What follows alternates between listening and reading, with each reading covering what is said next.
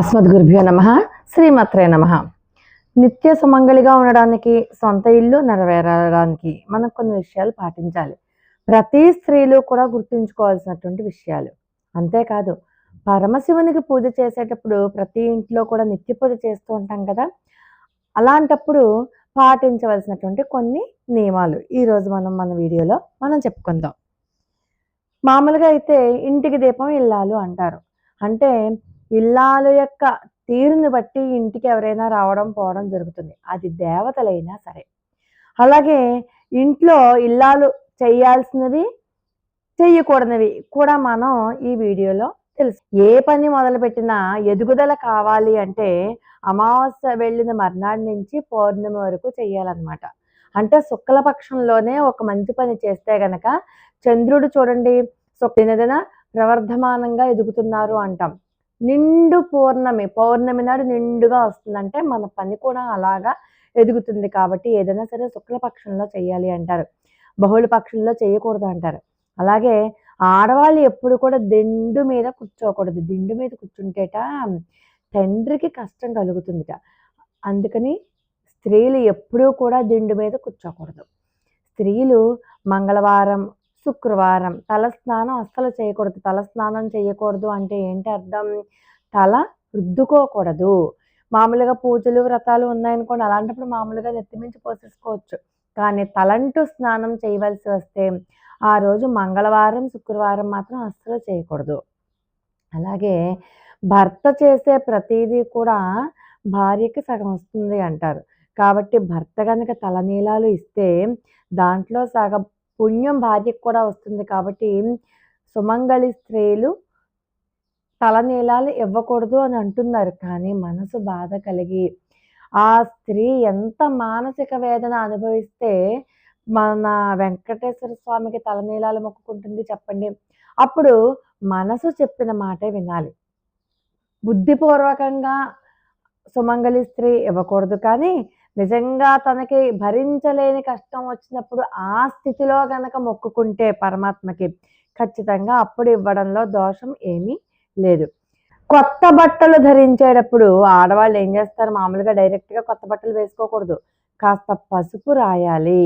పసుపు పెడితే అది ఒక్కసారి దేవుడికి ఇలా చూపించి అప్పుడు మనం కట్టుకోవాలి. తర్వాత చూడండి, పెళ్ళిళ్ళకి అది వెళ్తున్నప్పుడు ఆడవాళ్ళు పువ్వులు పెట్టుకుంటారు. ఇంట్లో కూడా పువ్వులు పెట్టుకుంటారు శుభకార్యాలు జరుగుతున్నప్పుడు. ఒక్కొక్కసారి ఏం చేస్తారంటే ఒక స్త్రీ ధరించిన పువ్వులు మరొకరు పెట్టుకుంటారు. అది అసలు ఎప్పుడూ కూడా చేయకూడదు. అది అమంగళానికి చిహ్నం అనమాట. నీ పువ్వులు బాగున్నాయి కాబట్టి నేను ఇంకా అలా ఫంక్షన్కి వెళ్తున్నాను, ఆ పువ్వులు వాడిపోలేదు కాబట్టి నీ తల్లో పువ్వులు ఇయ్యి అని చెప్పి ఎదుటి స్త్రీ తల్లో పువ్వులు తీసి ఈ స్త్రీ పెట్టుకోకూడదు. ఆ స్త్రీ కూడా తన తల్లో పెట్టుకున్న పువ్వులు ఇవ్వనే కూడదు. అలాగే ఉప్పు, మిరపకాయలు, చింతపండు, ధాన్యాలు, ఇవి ఏ ధాన్యాలైనా సరే, ధాన్యాలు అనేసరికి ధాన్యాలు రకరకాలుగా ఉన్నాయి కదా. చిరుధాన్యాలు కావచ్చు, గోధుమలు, పెసలు ఏవైనా కావచ్చు. అవి ఎవ్వరికీ కూడా చేతికి ఇవ్వకూడదు. కింద పెట్టి తీసుకోమనాలి అన్నమాట. ఎందుకంటే అవన్నీ కూడా లక్ష్మీ స్వరూపం. ఏది చేతికి తర్వాత చేతికి ఇవ్వకూడదు అనడంలో ఇంకొక విషయం కూడా ఉంది. అవన్నీ కూడా గ్రహాలకి ప్రతిరూపాలు ధాన్యాలు కూడా. అందుకని చెప్పి ఏ ధాన్యాన్ని కూడా చేతికి ఇవ్వకూడదు, కిందే పెట్టాలి. భోజనం చేసేటప్పుడు కాస్త అన్నం మెతుకులు పక్కన పెట్టి భోజనం చేయాలి. ఎందుకంటే ఆ అన్నం మెతుకులు కాకికి వేస్తే పితృదేవతలకి సంతృప్తి ఇస్తుంది. అందుకని ఎప్పుడైనా సరే చూడండి, చాలామంది ఇప్పటికీ కూడా మన పెద్దవాళ్ళు కాస్త ఆహారం తీసి పక్కన పెడతారు. ఎందుకంటే అది పితృదేవతల యొక్క ప్రీత్యర్థం అనమాట. తర్వాత టెంకాయను చాలామంది తాంబూలంగా ఇస్తారు. దేవుడి గదిలో కూడా టెంకాయని కళ్ళకద్దుకుని ఒక శుక్రవారం పూట అమ్మవారి దగ్గర కనుక పెడితే మనకి ఆర్థిక కష్టాల నుంచి దూరం అయిపోతుంది. అందుకని టెంకాయని నైవేద్యంగా పెడతారు. పగలగొట్టి కాదు, పగలగొట్టకుండా పూర్ణ ఫలం అన్నమాట టెంకాయ అంటే. అందుకని ఆ టెంకాయని టెంకాయ పలంగానే, అంటే కొబ్బరికాయని కొబ్బరికాయ పలంగానే, అది కూడా 3 కళ్ళు ఉన్నటువంటి కొబ్బరికాయ అయితే చాలా మంచిది. ఇతరులకు తాంబూలం ఇచ్చేటప్పుడు కూడా టెంకాయని తాంబూలంగా ఇస్తూ ఉంటారు. కానీ 3 కళ్ళు ఉండే భాగాన్ని పెట్టుకొని మిగతా భాగం ఇతరులకు ఇవ్వాలి. చూడండి, కొబ్బరి చిప్ప కొట్టినప్పుడు పగులుతుంది కదా, 2 ముక్కలుగా 2 చెక్కలుగా.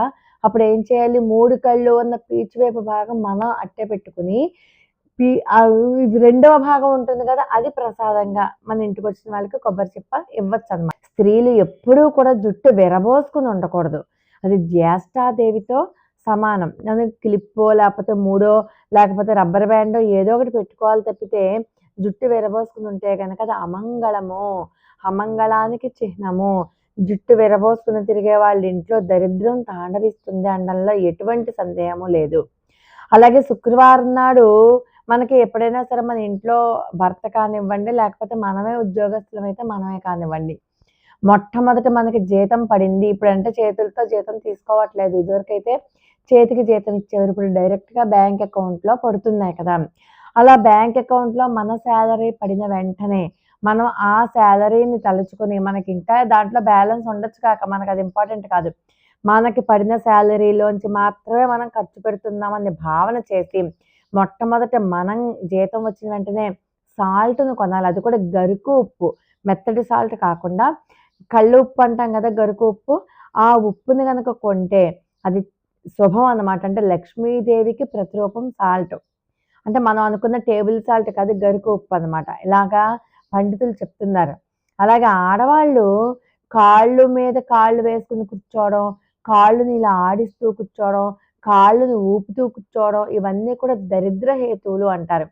కాబట్టి ఎముకల యొక్క బలహీనత మీద కూడా ఇది అవకాశం ఉంటుంది. కాబట్టి ఎట్టి పరిస్థితుల్లో ఆడవాళ్ళు కాళ్ళు ఊపకూడదు. కొంతమంది చూడండి మిషన్ కుట్టేటప్పుడు ఎలాగైతే టకటక ఊపుతారో అలా ఊపేస్తూ ఉంటారు కాళ్ళు. అలా ఎట్టి పరిస్థితుల్లోనూ చేయకూడదు. అలాగే ఎవరికైనా ఏదైనా ఇస్తున్నప్పుడు, అది దానం కానివ్వండి ఏదైనా సరే, కుడి చేతితోనే ఇవ్వాలి. ఎవరికైనా ఆహారం వడ్డిస్తున్నప్పుడు, ఏదైనా ఒక మంచినీళ్ళు ఇస్తున్నప్పుడు, కాఫీ ఇస్తున్నప్పుడు, ఎవరికైనా ఏదైనా ఇస్తున్నప్పుడు ఖచ్చితంగా కుడి చేతితోనే ఇవ్వాలి తప్పితే ఎడమ చేతితో అస్సలు ఇవ్వనే కూడదు. తర్వాత సుమంగళి స్త్రీలు రాత్రిపూట భోజనం చేయకుండా పడుకోకూడదు.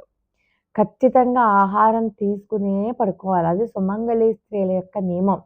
అందులోనూ అలిగి ఆహారం తినకుండా అస్సలు ఉండకూడదనమాట.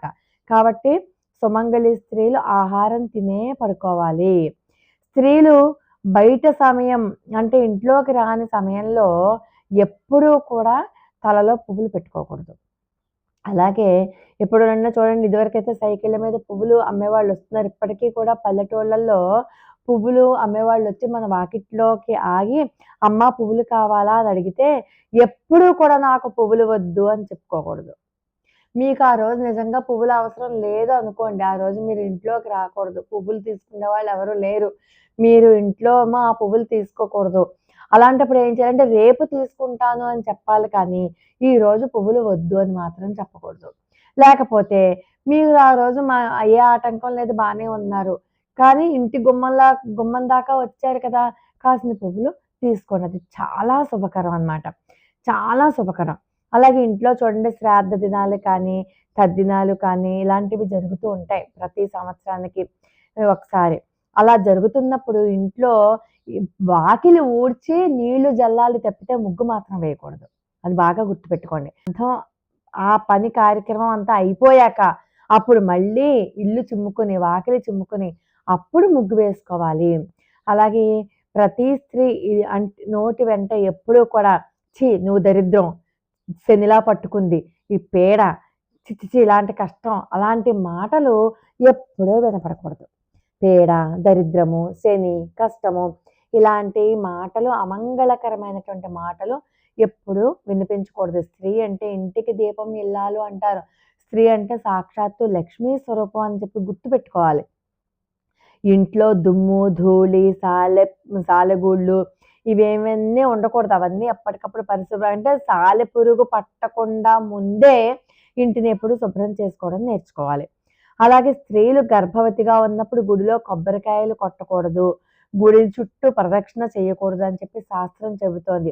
అది కూడా 5వ నెల దాటాక ఎట్టి పరిస్థితులలోనూ కొబ్బరికాయలు కొట్టడం కానీ, గుడి చుట్టూ ప్రదక్షిణ చేయడం కానీ, అలాగే భర్త క్షవరం చేయించుకోవడం కానీ, అలాగే తలనీలాలు ఇవ్వడం కానీ ఇలాంటివి ఎప్పుడూ చేయకూడదు. ఇది ఎప్పటికీ మంచిది కాదు. కాబట్టి సాధ్యమైనంత వరకు ఆ సమయంలో గర్భవతులు మెడిటేషన్ చేసుకోవడం చాలా మంచిది. లోకా సమస్త సుఖనో భవంతు. మరొక అద్భుతమైన వీడియోతో మళ్ళీ కలుసుకుందాం.